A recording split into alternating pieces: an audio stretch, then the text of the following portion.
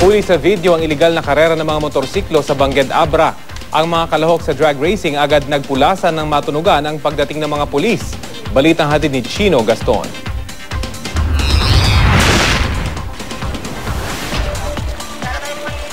Makikita sa amateur video na ito ang kumpulan ng ilang lalaki sa Calaba Bridge sa Bangged Abra.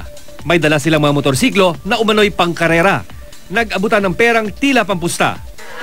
At ilang sandali pa, humarurot ng dalawang lalaking nakamotorsiklo at nag-unahan sa finish line. Pero maya-maya, kanya-kanya na silang pulasan ng matunugan ang pagdating ng mga pulis.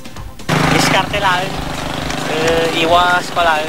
Ayon sa isa sa mga rider sa umano'y karera, laro lamang daw ang ginagawa nila. Pero umaabot daw sa 3,000 piso ang kanilang pustahan. Ayon sa mga pulis, bawal ang drag racing. Bukod sa illegal dahil sugal ito, takaw aksidente rin daw ang naturang karera.